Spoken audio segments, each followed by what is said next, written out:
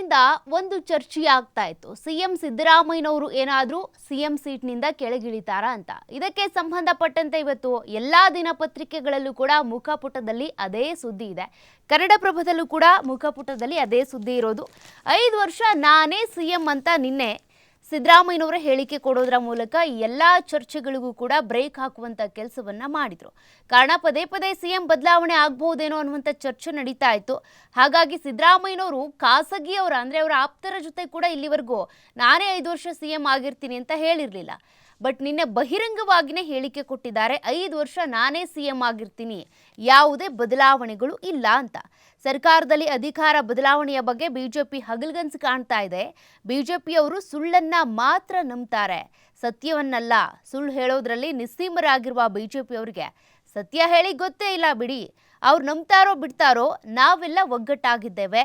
ಮುಂದಿನ 5 ವರ್ಷ ನಾನೇ ಸಿಎಂ ಆಗಿರ್ತೀನಿ ಅಂದರೆ ಈಗಾಗಲೇ 1.25 ವರ್ಷ ಕಳೆದು ಹೋಯಿತು. ಇನ್ನು ಬರುವಂಥ ಒಟ್ಟು ಉಳಿದ ಅವಧಿಯಲ್ಲೂ ಕೂಡ ನಾನೇ ಇರ್ತೀನಿ, ಬದಲಾವಣೆ ಏನೂ ಆಗಲ್ಲ ಅಂತ. ಸೆಪ್ಟೆಂಬರ್ ಕ್ರಾಂತಿ ಗಿರಿಂತಿ ಏನೂ ಕೂಡ ಇಲ್ಲ ಅಂತ.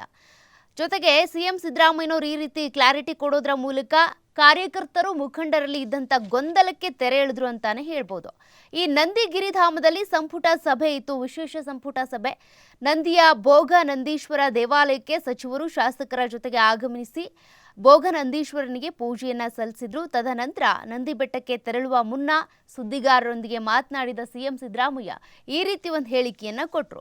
ಬಿಜೆಪಿ ಅಧಿಕಾರದಲ್ಲಿದ್ದಾಗ ಏನ್ ಮಾಡಿದ್ದಾರೆ ಅಂತ ಪ್ರಶ್ನಿಸಿದ್ರು. ನೀರಾವರಿ, ಗ್ರಾಮೀಣಾಭಿವೃದ್ಧಿ, ಲೋಕೋಪಯೋಗಿ, ಶಿಕ್ಷಣ, ಆರೋಗ್ಯ ಕ್ಷೇತ್ರಗಳಲ್ಲಿ ಏನ್ ಮಾಡಿದ್ದಾರೆ ಹೇಳಿ. ಬಿಜೆಪಿ 4 ವರ್ಷ ಅಧಿಕಾರದಲ್ಲಿತ್ತು. 1 ವರ್ಷ 2 ತಿಂಗಳು ಸಮ್ಮಿಶ್ರ ಸರ್ಕಾರದಲ್ಲಿ ಅಧಿಕಾರದಲ್ಲಿದ್ರು. ಆಗೇನು ಮಾಡಿದ್ರು ಅಂತ ಪ್ರಶ್ನೆ ಮಾಡಿದ್ರು. ಅಷ್ಟೇ ಅಲ್ಲ, ಬರೀ ಸುಳ್ಳು ಹೇಳೋದೇ ಅವ್ರ ಕೆಲಸ ಆಗ್ಬಿಟ್ಟಿದೆ, ಯಾವತ್ತು ಸತ್ಯ ಹೇಳಿದ್ದಾರೆ ಅಂತ ಕೂಡ ಪ್ರಶ್ನೆ ಮಾಡಿದ್ರು. ಇನ್ನು ಹೊಸಪೇಟೆಯಲ್ಲಿ ನಡೆದ ನಮ್ಮ ಸರ್ಕಾರದ 2 ವರ್ಷದ ಸಾಧನಾ ಸಮಾವೇಶದಲ್ಲಿ ಮಳೆ ಇದ್ರೂ ಕೂಡ ಸುಮಾರು 3 ಲಕ್ಷಕ್ಕಿಂತ ಹೆಚ್ಚು ಜನ ಸೇರಿದ್ರು. ಜನರು ಸರ್ಕಾರದ ಪರವಾಗಿ ಸುಮ್ಮನೆ ಬರ್ತಾರಾ ಹೇಳಿ ಅಂತೇಳಿ ಕೂಡ ಪ್ರಶ್ನೆ ಮಾಡಿದ್ರು. ಇನ್ನು 5 ವರ್ಷ ನಾನೇ ಸಿಎಂ ಅಂತ ಹೇಳೋದ್ರ ಮೂಲಕ ಗೊಂದಲ ಬಗೆಹರಿಸಿದ್ದಾರೆ. ಅಂದರೆ ನವೆಂಬರ್ನಲ್ಲಿ ಮುಖ್ಯಮಂತ್ರಿ ಸ್ಥಾನದಿಂದ ಸಿದ್ದರಾಮಯ್ಯ ಅವರು ಇಳಿಯಲಿದ್ದಾರೆ ಎಂಬ ಬಿಜೆಪಿ ಹೇಳಿಕೆಗಳಿಗೆ ಪ್ರತಿಕ್ರಿಯೆ ಕೊಟ್ಟರು.